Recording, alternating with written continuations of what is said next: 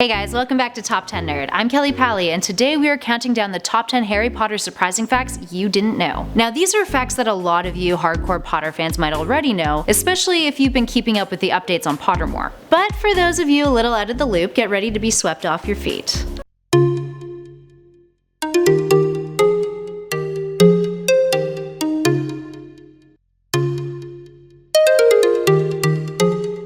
In our number 10 spot, we have Voldemort's age. While we all know that Voldy had made himself practically immortal due to the Horcruxes, it would make sense that by the time he dies at the Battle of Hogwarts, he would have gone to be quite an age. Born on December 31st in 1926, Tom Riddle was 71 years old when Harry took him out. I mean, he looks pretty good for his age. Guess it's all that unicorn blood. And at number 9, we've got Minerva McGonagall was a Quidditch player. So back when she attended Hogwarts as a student, McGonagall was a Quidditch player, and apparently a very good one at that. While it may come at no surprise that she received outstanding in all of her OWLs and Newt examinations, she also played for the Gryffindor Quidditch team, but had to stop in her final year since she fell off her broom in a match against Slytherin. This fall gave her a concussion, several broken ribs, and a vengeance against Slytherin on the Quidditch pitch, which makes a few moments in the books and the films make a whole lot more sense in terms of her leniency when it came to giving Gryffindor students a little bit of leeway with the game. And fun fact, she played on the same team as James Potter, Harry's dad. And at 8, we've got Mad-Eye Moody and Bogarts. So Mad-Eye Moody might be the only wizard to have seen what a Bogart's true form really is. In Order of the Phoenix, Molly Weasley asks him to check if there's a Bogart inside a drawer at 12 Grimmauld Place. He then uses his magical eye to look into the drawer. In theory, the Bogart would not have known that someone was in its presence, so therefore it didn't transform. J.K. Rowling made sure to give certain characters appropriate birthdays. George and Fred Weasley's birthdays are on April 1st, which is April Fool's Day. And Harry's birthday? July 31st, which just so happens to be J.K. Rowling's birthday.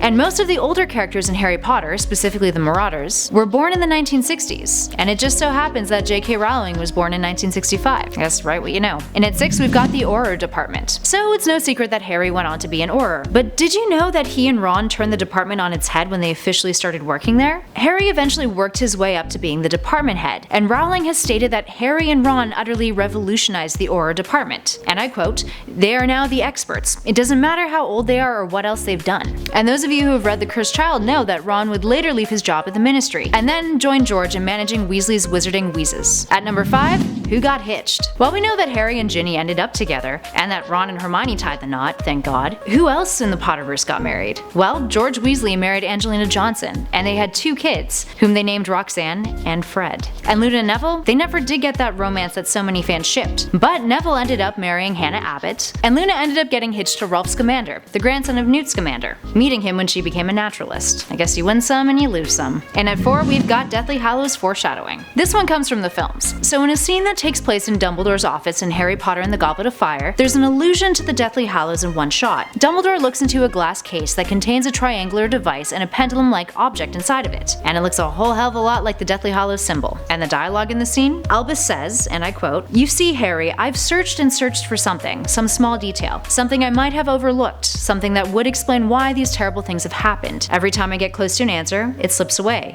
It's maddening." And at number 3, Stephen King is a fan. Stephen King wrote up a review of Harry Potter and the Order of the Phoenix for Entertainment Weekly, which he delivered in a handwritten form. While he appreciated Voldemort as a villain, he raved about Dolores Umbridge, stating, and I quote, "The gently smiling Dolores Umbridge, with the girlish voice, toad-like face, and clutching stubby fingers, is the greatest make-believe villain to come along since Hannibal Lecter. One needn't be a child to remember the really scary teacher, the one who terrified us so badly that we dreaded the walk to school in the morning. And we turn the pages partly in fervent hopes that she will get her comeuppance, but also in growing fear of what she will get up to next." And at our number 2 spot, Harry could have died. Imagine that. J.K. Rowling told USA Today that when writing the earlier books, she was unsure of whether or not Harry would die. She said, and I quote, "In the early days, everything was up for grabs. But early on, I knew I wanted Harry to believe he was walking towards his death, but would survive." While there's many a theory online as to how Harry actually survived the Battle of Hogwarts and came back from the dead after Voldemort strikes him down, one thing is certain: the story would have had a much bleaker, tragic impact on fans had Harry not lived. And as The Cursed Child showed us, if Voldemort had won, the wizarding world would have been a much darker place. And finally, at number 1, J.K. Rowling's inspirations. J.K. Rowling wrote the first Harry Potter book as a broke single mother with a full imagination, but it's clear to see where some of the inspiration for certain things came from.